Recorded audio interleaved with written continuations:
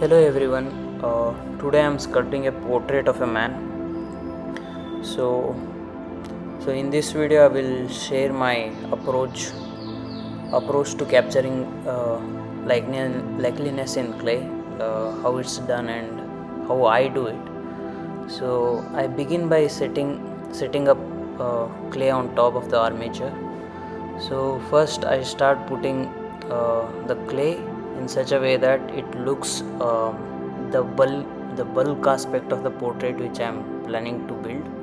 So it might be squarish, it might be round, whatever the portrait head looks like.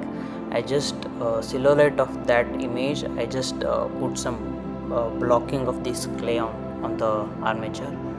So here I'm just I usually start my sculptures from the forehead, then I move slowly towards the bottom, like eyes, nose and lips. So once I get my measurements of the forehead like quite correctly, so I can plan in putting the other parts right, so that it becomes a point where I can refer to all the time. So it's very important to get your forehead or any one aspect of the portrait right. Like if you are referring your nose as the reference point, just put the nose perfectly, like in the size and the dimension, everything. You just make that one aspect perfect, not the detailings, just the size and the structure of it. So once you get that right, then you can start putting in the other aspects like lips and everything. So you will get the perfect measurements once you establish one aspect of the portrait right.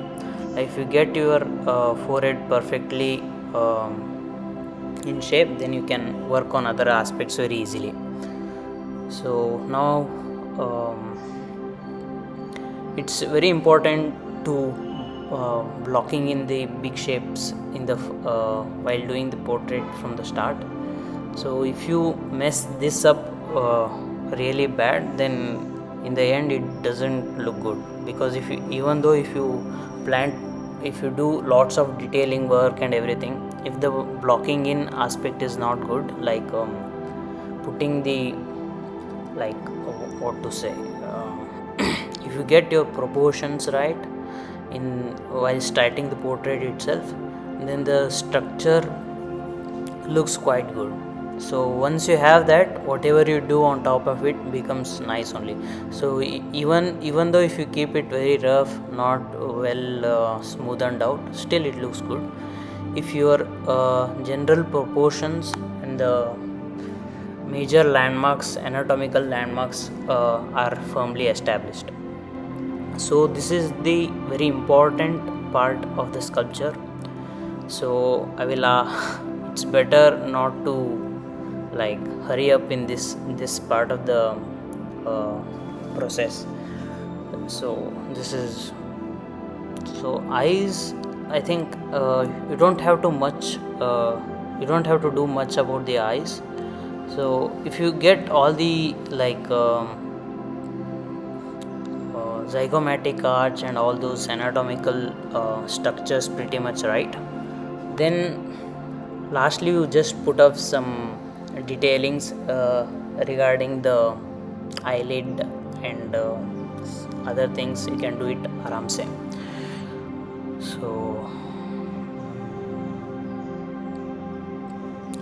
So cheekbones, jawline, brows and nose, I think about the planes from now on, because my most of the landmarks, not the landmarks, the bulking in aspects have quite dealt with. So I'm just focusing on these aspects like jawline and how the neck goes down.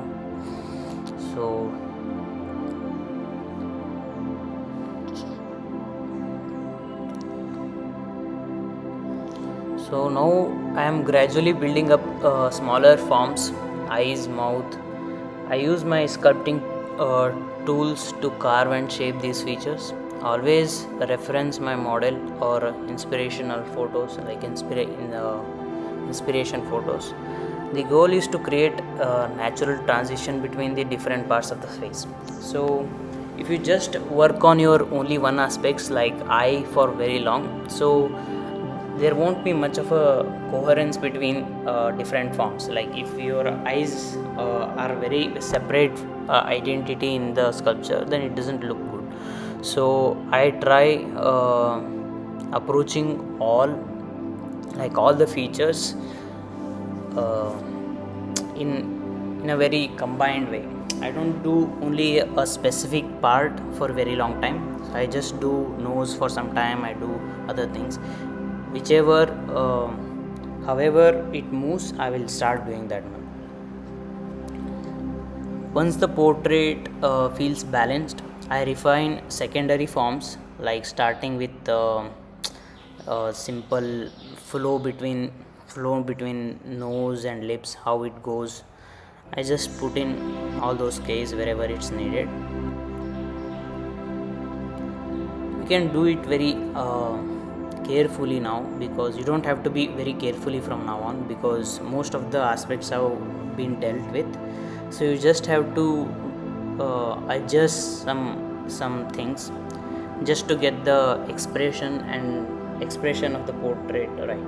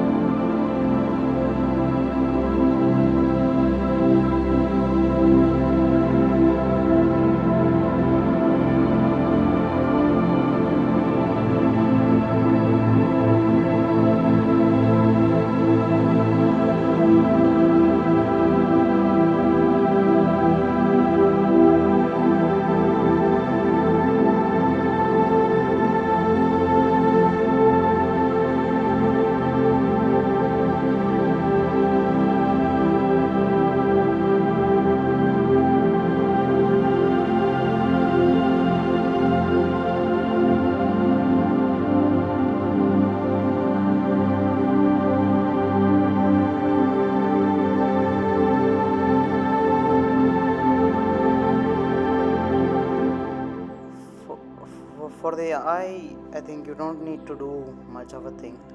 Like, you just have to understand how the eye socket and the inside of the eye looks like. So once you make those things, like how the shape of the eyelid is, not the eyelid, the white part. So if you know how like what's the spherical way in which it turns, so you just have to make that one right first, and on top of it you can just add the lower part of that.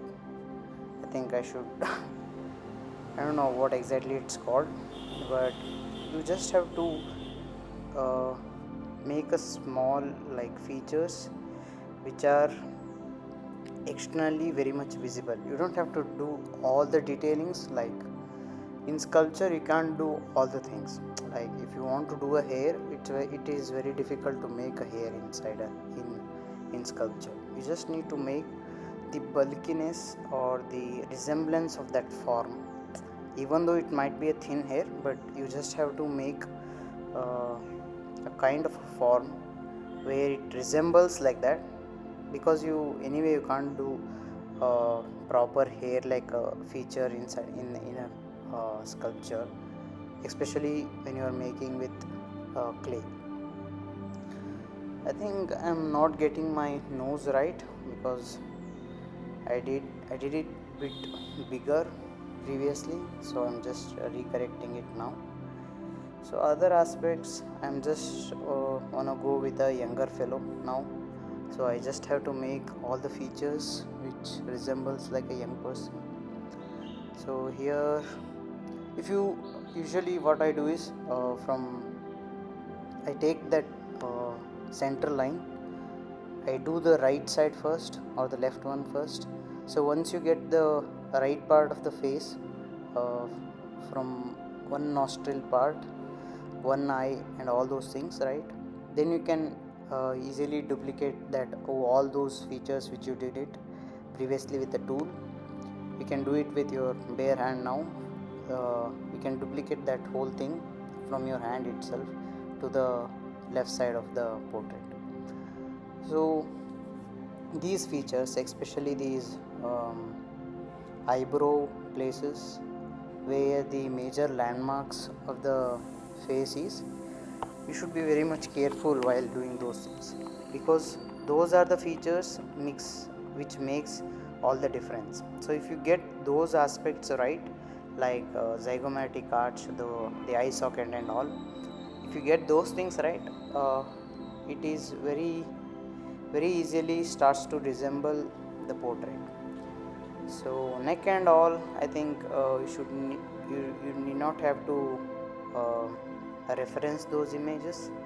You can just build them up, because if you once get your head right, so you can easily, like, what to say,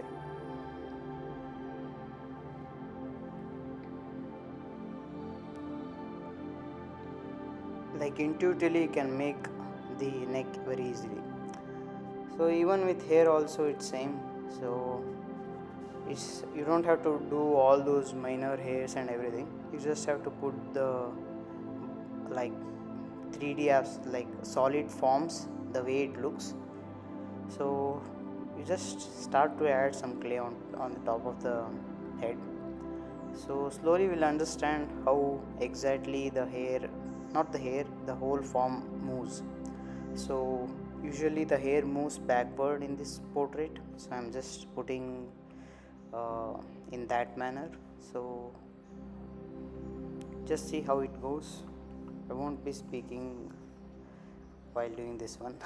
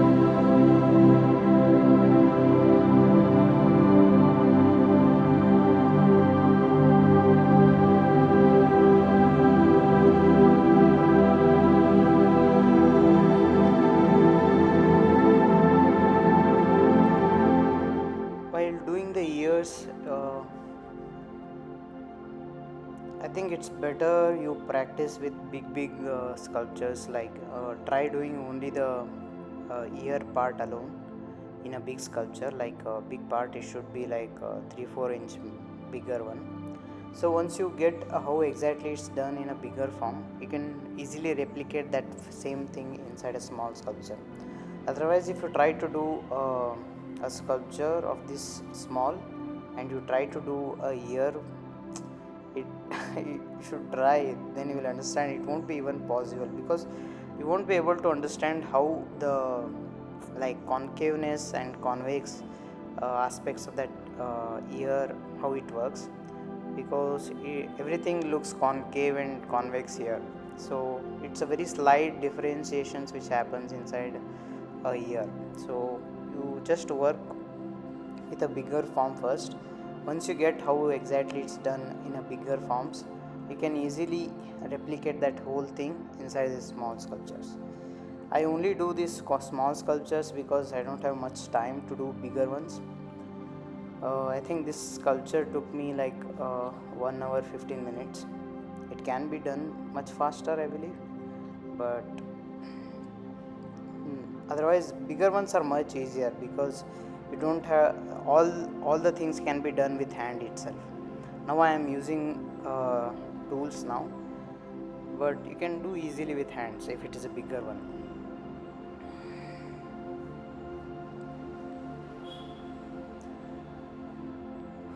Thank you for watching. Let me know in the comments what aspects of the portrait you liked and what all can be improved. Okay.